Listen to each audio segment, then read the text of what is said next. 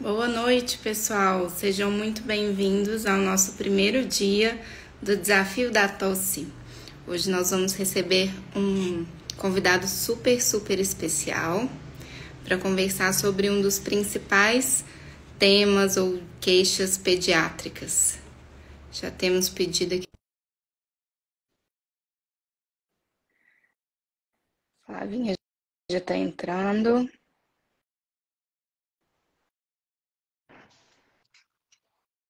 Ei, Flavinha, tá boa? Boa noite, tudo Tudo bem? Boa noite, bom. pessoal. Tô chamando aqui o Dr. Wilson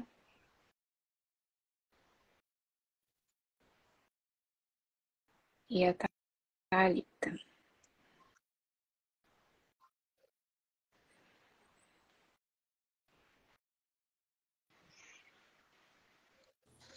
Aí, Thalita já entrou. Ei, boa noite, meninas. Boa Boa noite. noite. Eu vou só chamar o doutor Wilson aqui que eu não tô conseguindo.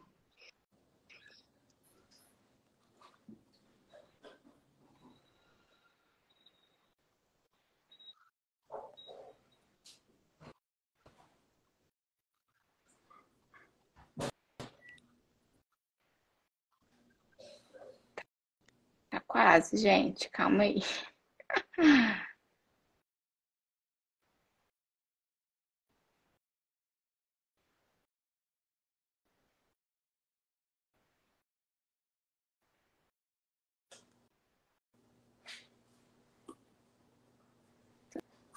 O doutor Flavinha Wilson já também. entrou aqui. Vocês viram? Não, não, parece que não. Ainda não. Vamos dar uns minutinhos aqui que ele já chega. Uma live super esperada, né? Nós temos várias pessoas aqui super empolgadas com o tema. O pessoal mandou mensagem pra gente. Tá todo mundo Várias animado para hoje. perguntas. Exatamente.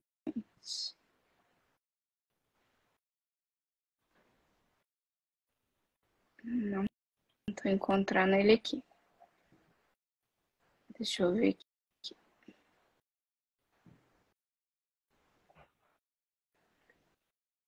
Será que a Flavinha saiu para poder ver com ele? Não, a Flavinha tá aqui. Qualquer coisa, a Flavinha tá aí? Acho que a Flavinha caiu, Dani. Aí, ó, chegou, Flavinha. Eu tinha caído, na verdade. A gente às vezes podia orientar o doutor Wilson a pedir para participar, né? Tá, então eu vou sair aqui, oriento, e aí vocês me aceitam de volta, pode ser? Pode. Sim.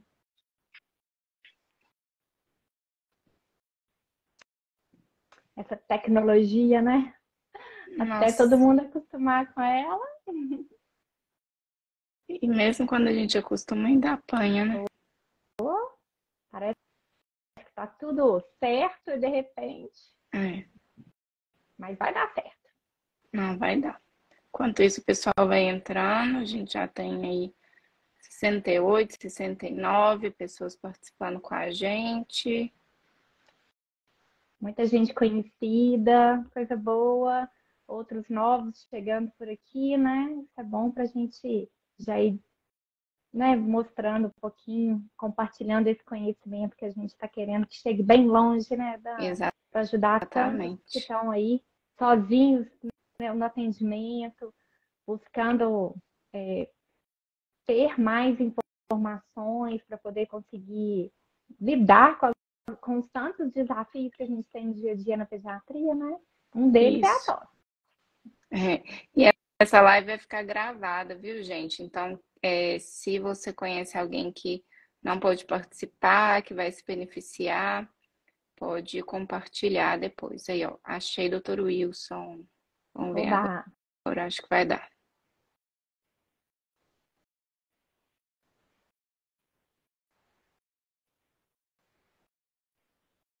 Aí, deu.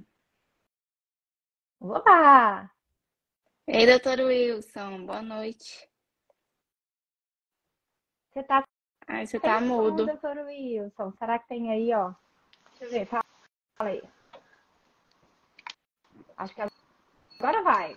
Fala Olá, alguma vocês estão coisa me aí. ouvindo? Aí, estamos. Eu não estou ouvindo vocês. Não? Não? Deixa eu ver se tem alguma coisa aqui que eu possa fazer. Talvez colocar um fone de ouvido, né? É, se Ah, tiver, pode Agora ajudar, estou escutando, tá? agora estou escutando. beleza, coisa Beleza. boa. Tudo Foi bom, bom que deu gente? tudo bom. Foi bom que deu tempo do pessoal entrar aqui, ó. Nós já temos 98 pessoas participando com a gente, Vixe, todo mundo Maria. aqui pronto para te ver. Tá ótimo. Para ver, eu não, vocês também, né? Esse velho feio aqui, ninguém tá querendo ver, não. E nada, é o dono daquelas frases emblemáticas que a gente citou algumas e todo mundo descobriu quem era. Não sei como, né? Será por quê? Virou Pois quase uma é. competição. Depois que eu postei uma, todo mundo queria postar uma diferente. Pois é. Quando é que nós vamos começar? Já ou vou esperar mais Nós, um pouco? não, nós vamos começar agora. Primeiro, a gente queria agradecer, né, ao senhor por aceitar nosso convite. Eu imagino que todo mundo que está aqui conheça o Dr. Wilson, mas não custa nada dizer que Dr. Wilson é pediatra, pneumologista, alergista pediátrico e é uma referência para a gente. Fez parte da formação de muitos de nós, né, muitos pediatras mineiros.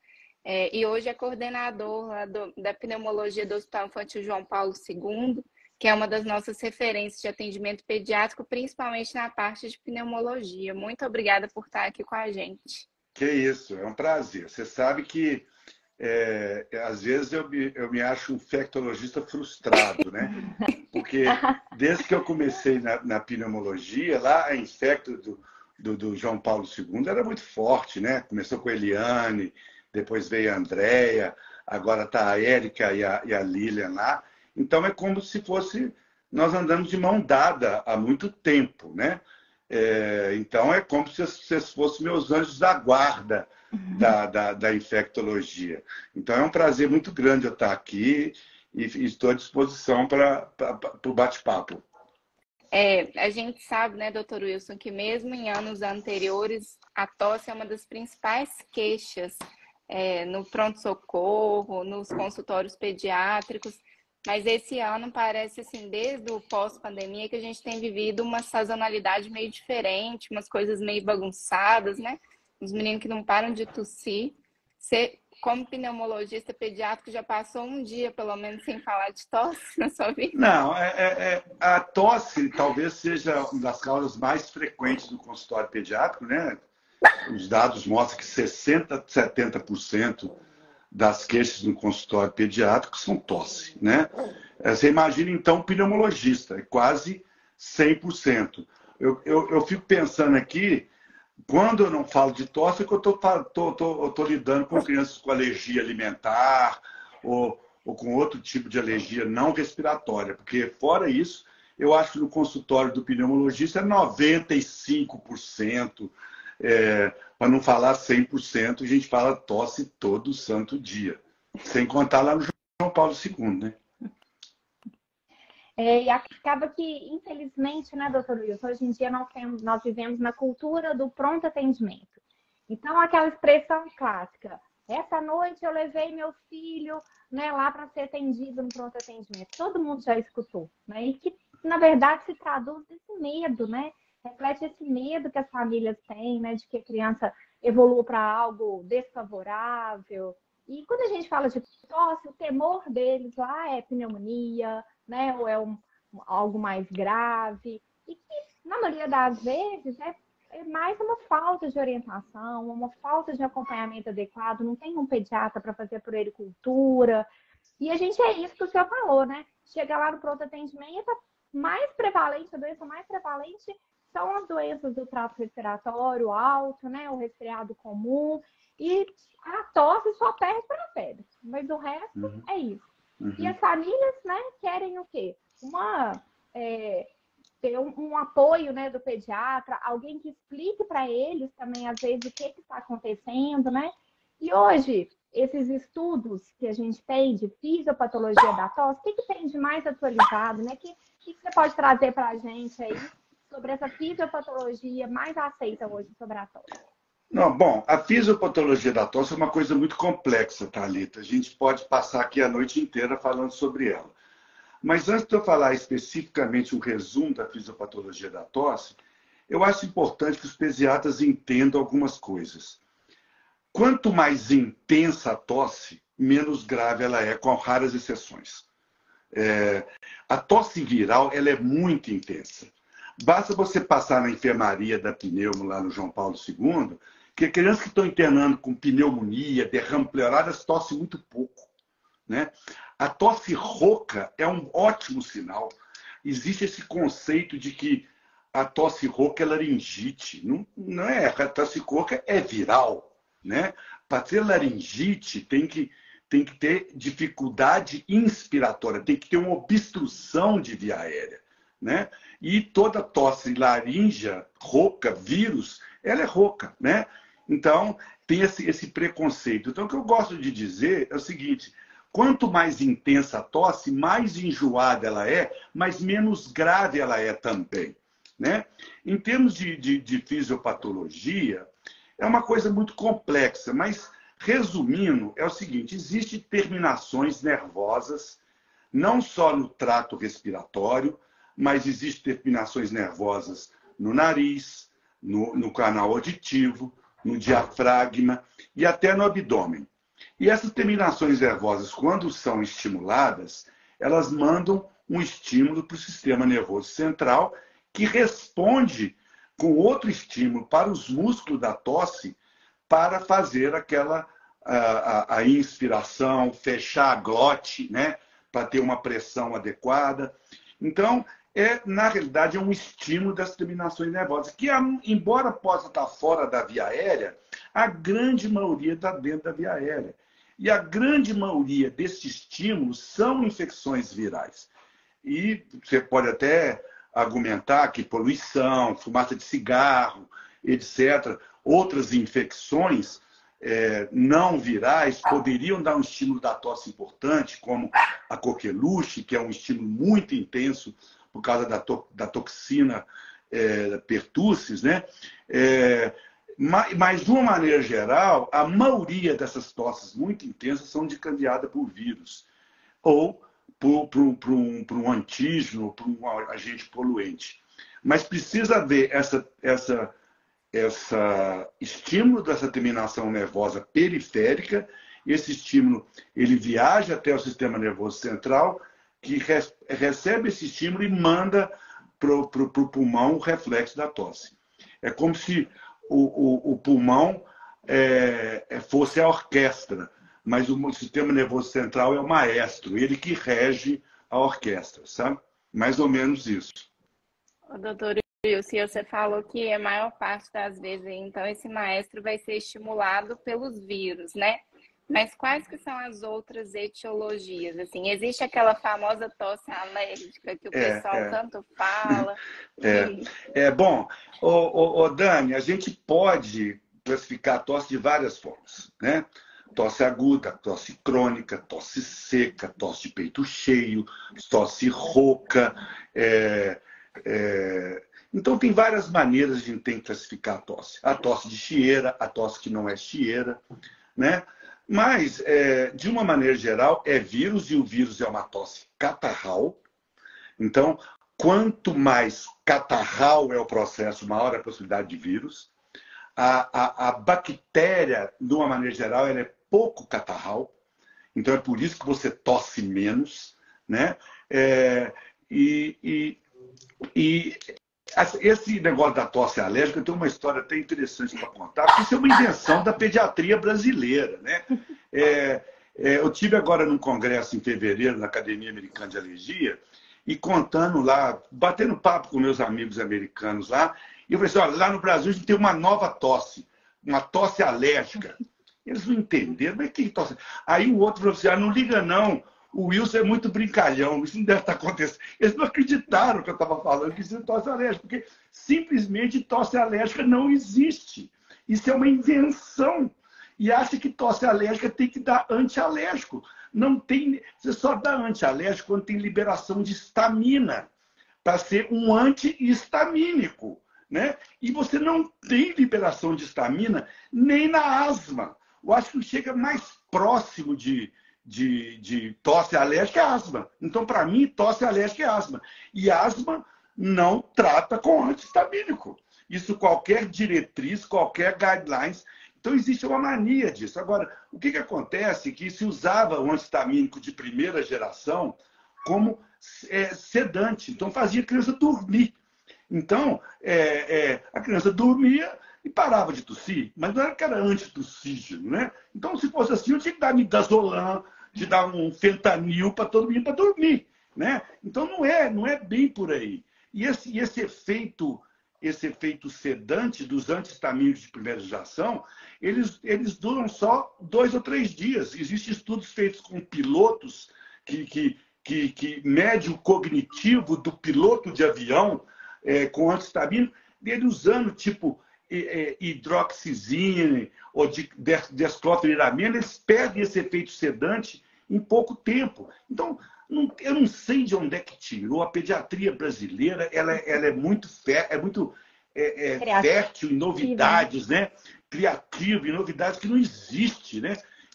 E fica lá dando um antihistamínico de segunda geração que não ceda e não vai adiantar nada, né? Existe aquela busca incansável, tem que dar algum remédio para essa tosse, mas não é bem por aí. E antialérgico definitivamente não é uma solução.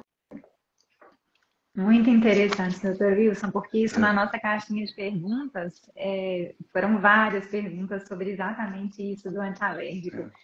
Eu queria contar uma coisa para o senhor, que na minha consulta meu acompanhamento de puericultura, eu entrego um folheto de IVAs lá no 7º, 8º mês. Eu já faço uma preparação dessa família mesmo para os quadros virais que vão chegar aí com mais intensidade lá para 1 aninho de idade, onde a criança já tem mais contato com o mundo, né?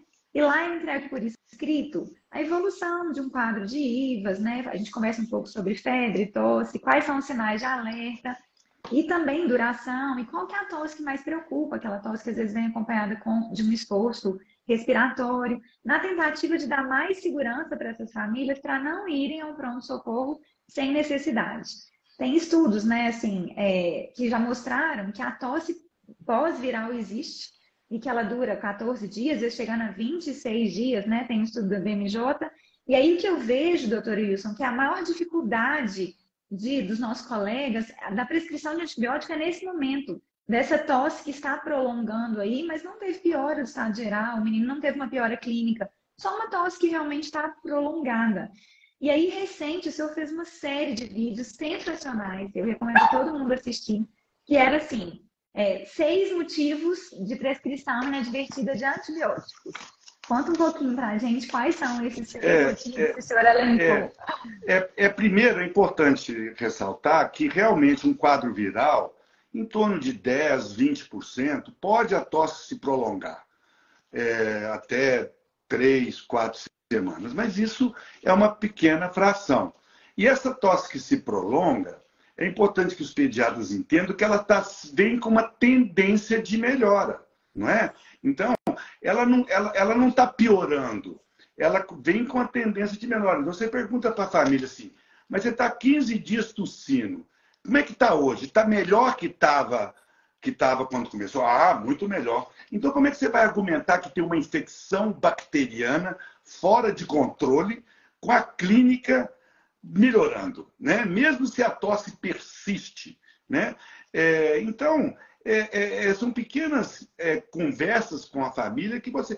E, logicamente, nessa época do ano, a criança pode ter 2 viroses no mesmo mês. Então, pode sobrepor uma sobre a outra. Ah, ela piorou. Mas piorou como? Começou o nariz correndo de novo, começou a tosse piorar, a tosse catarral. Quer dizer, isso não é uma infecção bacteriana secundária.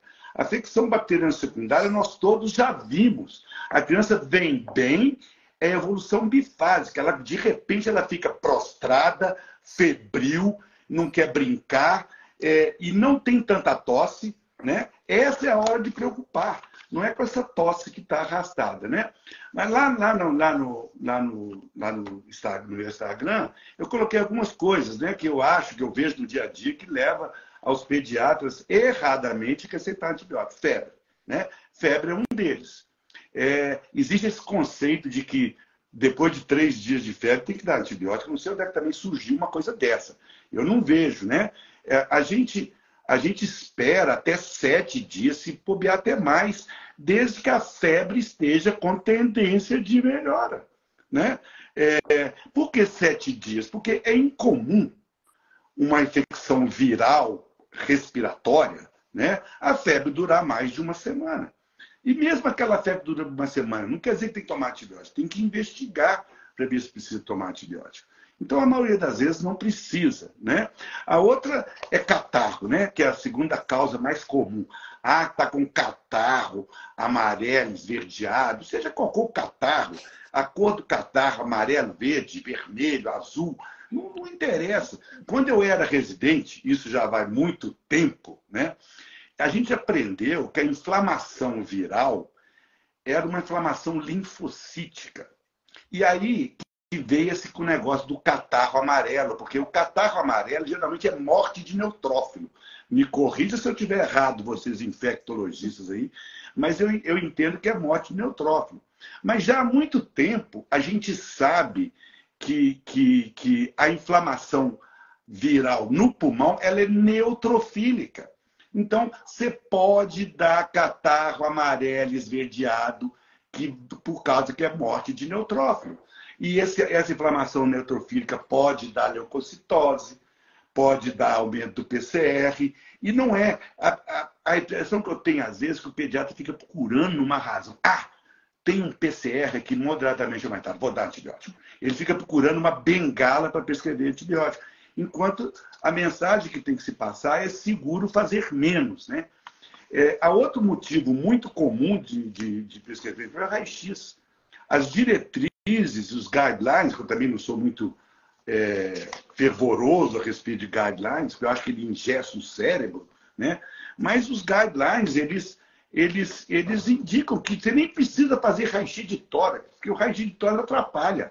A não ser que você tenha uma ausculta pulmonar totalmente inesperada, né? Um murmúrio vesicular diminuído, uma ausculta localizada, um som bronquial, que não é que você espera numa pneumonia, numa infecção viral, aquela crepitação, aquela ausculta rica, sibilto, você não precisa fazer raio-x. Porque se eu fizer um raio-x, invariavelmente vai dar alguma alteração, né? Que é confundida com infecção, porque também se procura um sujinho no raio-x, é pneumonia. Não é pneumonia. Os estudos recentes, nós até discutimos na nossa reunião há pouco tempo, 70% dos raios-x de tórax interpretados na emergência são interpretados erradamente com pneumonia. Então é por isso que os consensos britânicos, americanos, europeus falam que você não precisa fazer raio-x naquelas viroses, bronquiolite, asma, bebê chiador, ou a criança que está muito catarral. Não precisa, né? Então, outra coisa é otite, né? A otite, vocês vão saber muito mais do que eu, mas a gente sabe hoje que a maioria das otites é vírus, né? E os 20% que seria bactéria, desses 20%, 80% melhora sozinho. Então, a otite é esperar para ver. Dor de ouvido não melhora, antibiótico não melhora dor de ouvido, né? Os guidelines da Academia Americana falam que tem que ter o início súbito de febre e início de dor e abaulamento. E mesmo assim você espera. Antigamente a gente falava assim, mas abaixo de 1 ano, 2 anos, você tem que dar para todo mundo. Isso caiu. A gente sabe hoje que abaixo de 6 meses que você dá antibiótico. Isso é bem menos comendo. É muito raro, né? Você ter otite em criança abaixo de 6 meses. E o vírus, ele não respeita território. Você tem nariz correndo, tem tosse, peito cheio, rouquidão, catarro, e está com tíbulo vermelho, Isso é do vírus. Ah, está com a garganta vermelha. Isso é do vírus. Então, não precisa ficar com essa ansiedade de prescrever o antibiótico. É seguro fazer menos, né? Não lembro qual foi a outra causa de Levar otite. o médico de imediato. Os pediatras argumentam muito que é pressão familiar que eles receitam antibiótico. Pode Eu ia até até te ser. falar isso, porque Janaína e Monize mandaram aqui, ó, perguntando o que você orienta, o que você usa de orientação para a família quando eles te A pressionam. família precisa ser bem orientada, ela não está querendo antibiótico. O problema é que no pronto-socorro e mesmo no consultório pediátrico, ele não tem tempo para sentar e explicar. Se ele senta e explica, olha, catarro pode demorar mais de uma semana, 15 dias, né? Febre pode demorar mais, isso faz parte. Se você explicar tudo isso que nós estamos conversando aqui, 90% da família aceita. Agora, o pessoal não para explicar. Toma antibiótico, é otite e pronto, acabou. Né? Então, não é bem assim. Eu gosto muito de falar nas nossas reuniões, que vocês também devem saber muito bem disso, a Academia Americana de Pediatria, que a outra causa de levar de antibiótico demais é levar no médico depressa demais. Atualmente você tem que correr de médico, entendeu? A Academia Americana de Pediatria, no início do ano 2000, você sabe muito disso, ela lançou um projeto para diminuir a prescrição de antibióticos pelos pediatras americanos. Diminuir a prescrição de antibióticos na otite, na sinusite, nas pneumonias virais, até na amigdalite. Não só a prescrição, mas o tempo de antibiótico. E a meta da academia, uma meta ousada, era diminuir em 30% a 50% a pressão de antibiótico. Passaram-se 15 anos e eles não tinham chegado nem na metade dessa meta. E tem um editorial que depois eu posso passar para vocês, esse é uma pérola. A Academia Americana de Pediatria sugerindo aos pediatras americanos não procurar os pediatras. Porque era uma principal causa de prescrição. Ah, mas procurar como? Procurar quando está prostrado, abatido, sem febre. Quando a criança está com mais de 7 dias de febre, sem tendência de melhora. Mais catarro amarelo, mais de 15 dias, sem tendência de melhora. Aí você procura o pediatra. Se você for ver essa situação, são muito poucas necessidades. A Thalita está lá na linha de frente do PA do João Paulo, você não sabe, 70% dos meninos que estão ali não precisam estar ali. E isso vale em tudo quanto é PA no Brasil e talvez no mundo todo também. É uma coisa cultural mesmo, levar o PA. E o pico do PA é entre 6 da tarde e 10 da noite, que o pai chega em casa, assim, mas aí culpa a coitada da mãe, que não tem nada a ver com isso, você não levou esse menino no médico, eu vou levar para o pronto-socorro. Não é o caminho, né? E é bom até colocar, né, doutor Wilson, que às vezes esse papel de orientação preventiva, igual a Flavinha colocou aqui, é muito importante, né? Porque a Janaína até colocou que a gente teve realmente uma perda muito grande das crianças que não estão mais tão aderentes às consultas de puericultura, né? E aí a gente perde essa oportunidade. Então, com certeza, a família fica mais desesperada, procura mais rapidamente, né? Ô, Flávio, você me manda esse negócio, eu quero passar para os meus clientes. Embora eu não faça puericultura, uma vez ou outra eu pinto um bebê lá com o Chiano, eu posso falar isso, talvez seja uma coisa boa. Como eu sempre pego coisa de vocês, como vou pegar amanhã na live de vocês. Eu espero que vocês vão falar sobre os dados do Cireva, que a Thalita gentilmente passou para mim. Eu fiquei estarrecido com a resistência de macrolídeo, quer dizer, né? Então, passa para mim depois, tá, Flávia? Combinado. E Esse parte material desse também, material, os nossos... Pode falar, Thalita. esse material a gente vai buscando essas informações e tentando compartilhar, né? O pessoal que faz a nossa mentoria tem acesso a eles também, né? E interessante que parte desse material, né? Falando sobre essas estatísticas, sobre esses dados, a gente ainda complementa até com um artigo muito bacana que a doutora Lorena Nunes, né? Muito querida pneumologista também por todas nós, ela apresentou no simpósio recente que a gente teve sobre infecção de via aérea, né, promovido pela Sociedade Mineira de Pediatria no início do ano. nos mostrou um artigo, né, muito interessante, publicado em 2020, que fala sobre essa questão da prevalência da tosse. E é isso que nós estamos falando, né?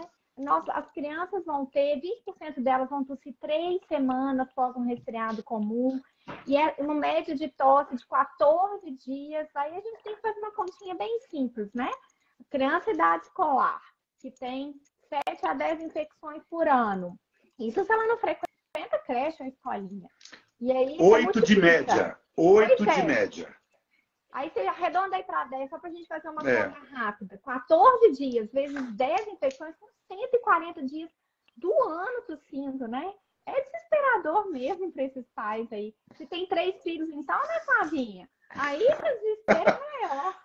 Aí você pensa, isso significa que não dorme, né? Exatamente, todo mundo aí já viveu isso. Pai não dorme, criança não dorme, 80% delas não dormem, os pais também não dormem, 70% deles, absenteísmo escolar, absenteísmo no trabalho dos pais. Então, realmente, o que as famílias muitas vezes querem? A solução milagrosa. É um xaropinho que vai dar e vai resolver, e esse menino vai parar de tossir, né? E aí a prateleira das farmácias está lotada. Lotada de antitussígenos. A conta bancária despenca. Exato. Doutor Will, fala pra gente um pouquinho aí sobre isso. Mas existe alguma coisa aí que é boa, que funciona? Bom, como a tosse viral é a mais comum, né? Uma das coisas que você tem que fazer é estimular a vida ao ar livre, né? Quanto mais vida ao ar livre, menos vírus ela pega. Não vai acabar com as viroses, né? Mas você diminui a média dessas viroses. Então, a superproteção, né?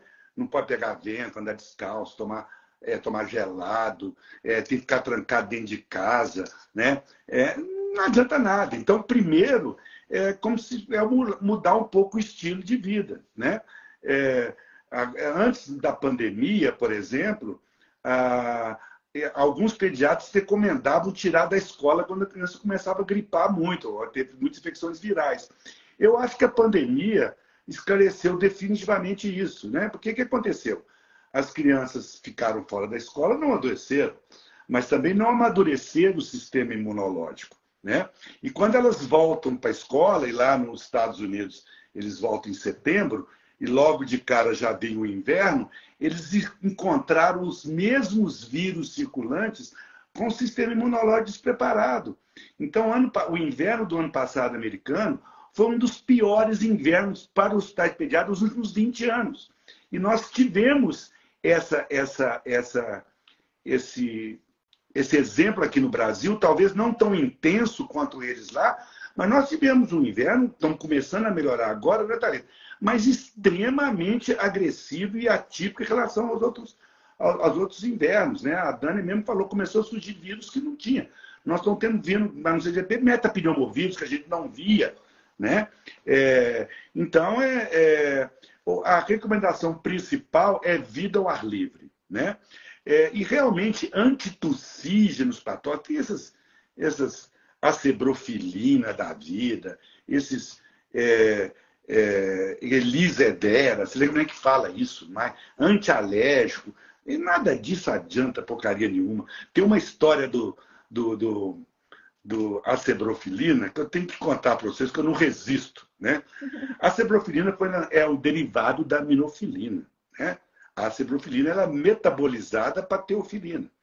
E para se liberar qualquer produto da minofilina no mercado americano, você tem que mostrar que a farmacocinética, a farmacodinâmica mantém níveis estáveis, que a teofilina você tem que ter um nível certo persistente, né, para você ter efeito. E ninguém usa mais a minofilina nem para asma, né? E foi lançado no Brasil com o nome de Brondilat, com broncodilatador. Na hora que eles viram e foi rejeitado, depois de ser rejeitado pelo FDA americano. Aí, quando viu que não era broncolatador, porque não é mesmo, né? Começaram a falar que é um expectorante. Expectorante, gente, o que é expectorante? Aumentou muito o catarro. É como se estivesse colocando catarro para fora. Não, está aumentando a produção de catarro. Entendeu? Então, expectorante, antitussígenos, antialérgicos, esses como é que é? Esses fitoterápicos. Tem um fitoterápico que você pode até argumentar, tá? Que tem estudos duplo cego falando dele, que é o pelargonicidóides, né? Mas as mães não gostam muito, porque ele não afeta a tosse, não afeta a febre, não afeta o catarro, não afeta nada. Ele encurta o tempo do vírus. Então, isso tem estudo duplo cego que mostra isso, né? Então, ele, em vez do vírus durar 10 dias, dura 5. Então, você poderia usar, mas não vai melhorar a tosse. Você poderia usar numa tentativa de encurtar. E isso aí tem que usar no primeiro sinal de IVAS, antes mesmo do menino tossir. Então, eles usam antileucotrieno, né? Para aumentar a imunidade. Não sei onde é que surgiu uma coisa dessa. E o corticoide, doutor Wilson? Porque mandaram aqui, ó, corticoide. Mas se estivesse chiando, né? A gente, sim, poderia, um paciente selecionado. O que acontece? 5 a 10% das asmas apresenta só na forma de tosse. Mas é uma tosse diferente da tosse viral. É uma tosse seca, piora pela madrugada, piora com atividade física. E 5 a 10% dessas crianças que chiam só se manifesta na forma de tosse. Tá certo? Existem coisas na anamnese que você pode perguntar. Por exemplo, a tosse catarral, ela piora quando levanta, porque você acumulou aquele catarro. Ela não piora de madrugada, o menino tosse durante o dia, né? A sinusite é outra mania de falar que o menino está tossindo por causa de sinusite. Sinusite, gente, eu estou chutando aqui o negócio aqui. Sinusite, hoje é muito questionável se sinusite realmente é causa de tosse. E nós somos do grupo que acha que não é. O que está acontecendo é que a mesma inflamação que está acontecendo aqui em cima está acontecendo no pulmão. Então a pessoa tosse. Esse conceito de que está havendo gotejamento nasal posterior, esse conceito hoje é muito furado. Porque o catarro, quando você estuda a reologia, que é o estudo de secreções, tem gente maluca nesse mundo que só estuda catarro, né, pra você ver. E tem um cara lá em Williamsburg, na Virgínia, o Bruce Rubin, que esteve aqui no Brasil, ele estuda só catarro. E ele fala o seguinte, gente, o catarro não é igual uma torneira que está pingando lá atrás, tic, tic, tic, tic, estimulando o catarro da tosse. O catarro, ele é um gel. Então, no máximo que você tem numa sinusite é um pigarro. Para limpar aquele catarro. Você não tem aquela tosse. Isso não é uma cachoeira que está pingando lá atrás, né? Então, tem essas coisas. Então, primeiro melhorar a qualidade de vida. Eu acho que não deve tirar da escola. Aceite o fato que ele vai ter essas viroses. Por outro lado, as viroses têm um lado bom, porque cada vírus que ele pega, o organismo está produzindo anticorpos para defesas. Então, quando ele chegar com 5, 6 anos de idade, isso diminui consideravelmente. O que é fora da curva é se essa virose está causando sibilância. Aí nós mudamos todo o conceito, e isso aí é praticamente uma outra live. Porque a sibilância induzida por vírus, ela tende a responder mal a corticoide, tende a responder mal a broncodilatador. Então, a gente lá no João Paulo II, cada vez mais, a gente tem tratando o lactente sibilante como se fosse bronquiolite, ou seja, com nada. É claro que desses bebês chadores, se você pega a população geral, que 10% é asmático, 10, 15% pode ser uma asma inicial, né? Então, isso pode realmente... uma hora você tem que dar ele ao benefício da dúvida do corticoide. Mas se ele já tem história de não responder ao corticoide com infecção viral, não adianta insistir, né? Eu estou vendo aqui, tem um punhado de perguntas aqui, viu, Dani? Sobre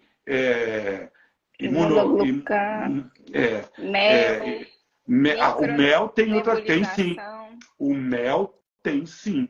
O mel tem estudos que mostram que quando dá à noite, ele ameniza a tosse.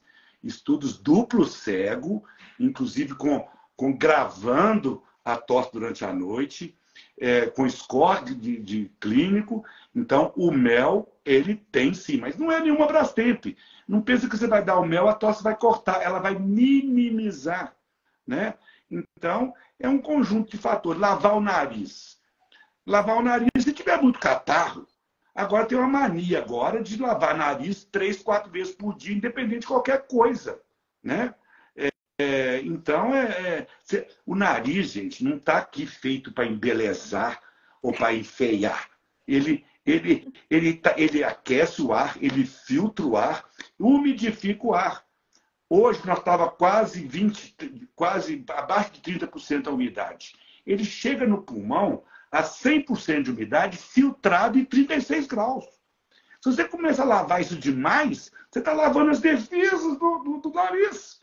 Entendeu? Agora, quando está muito encatarral, está entupido, claro que ajuda. Claro que resolve. Né?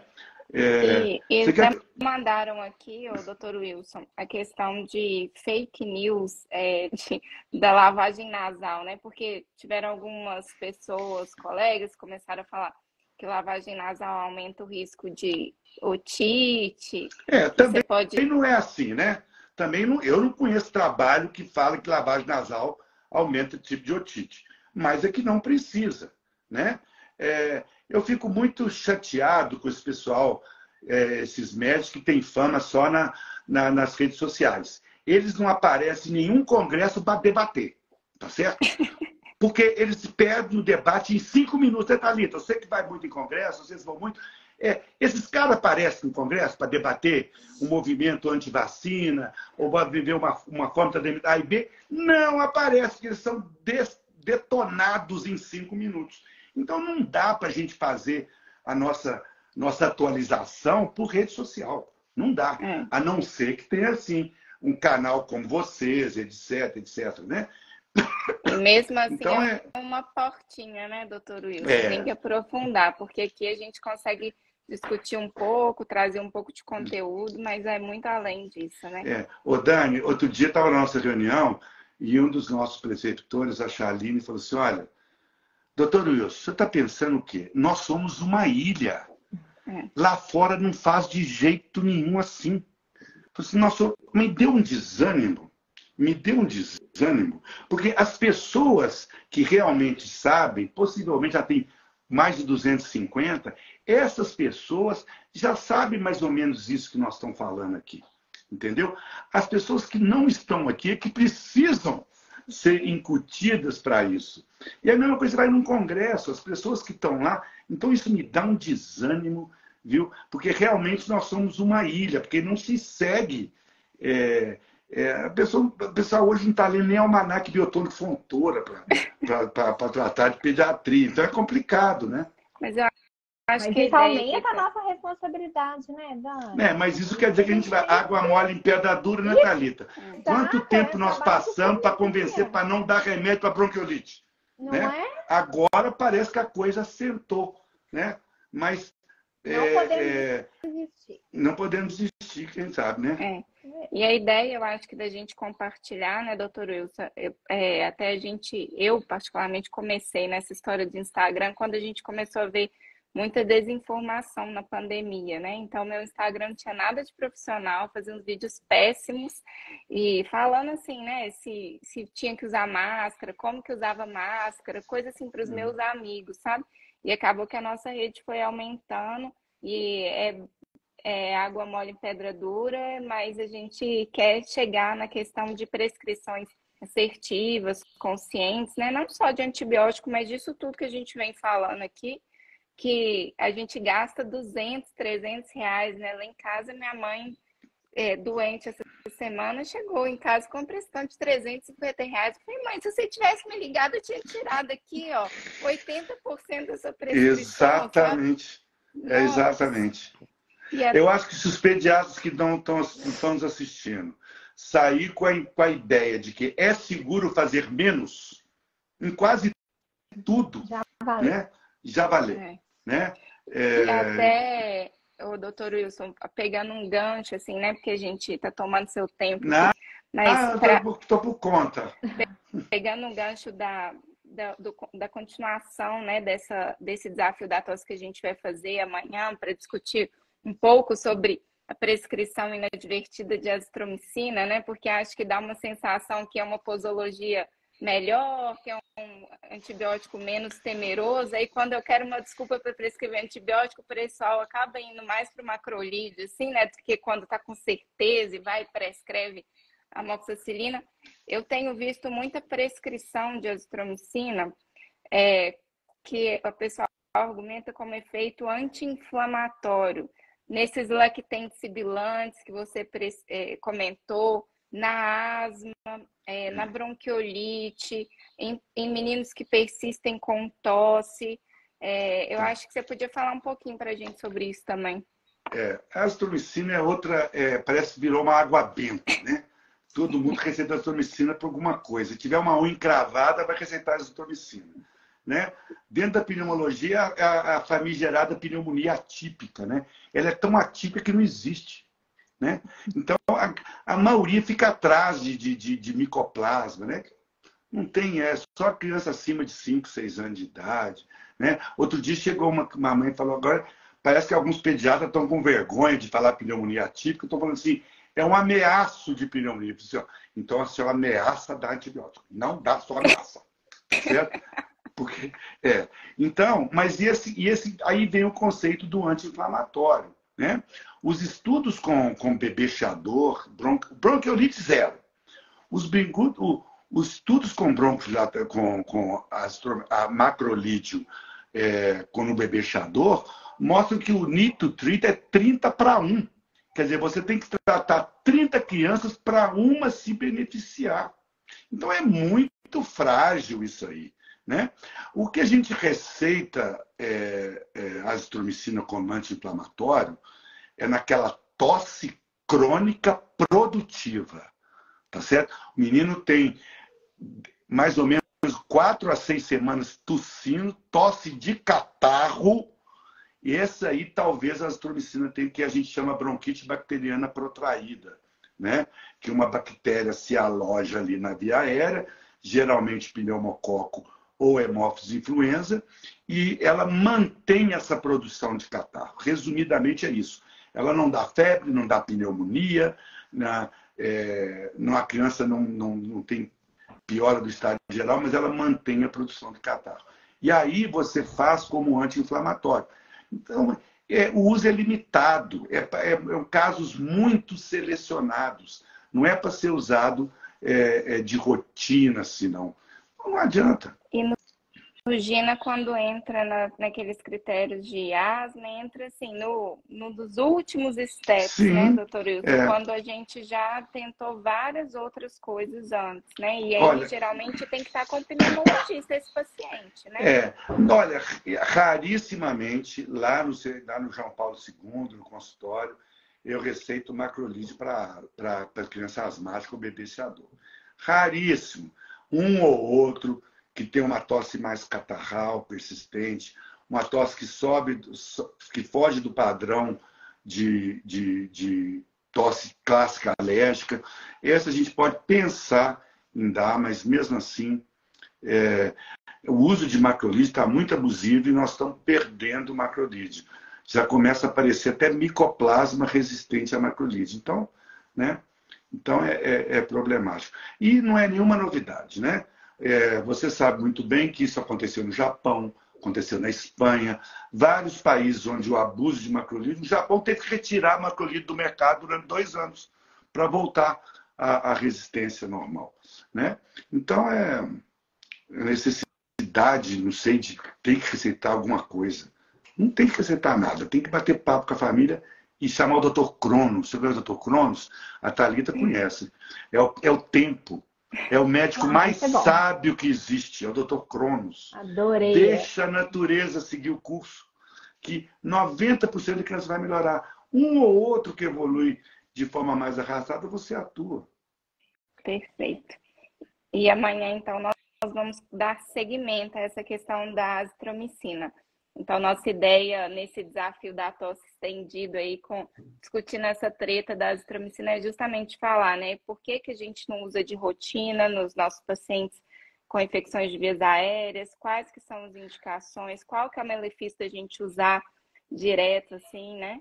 E vamos discutir também um pouco sobre essa questão de benefício anti-inflamatório, para a gente até discutir esses casos pontuais, igual o doutor Wilson falou, porque é muito pontual, né? Não justifica essa prescrição abusiva aí, igual a gente tem visto, né? Amanhã também, nesse segundo dia, gente, do desafio da tosse, a gente abre as inscrições, então, para a nossa 4ª turma da mentoria de uso assertivo de antimicrobianos.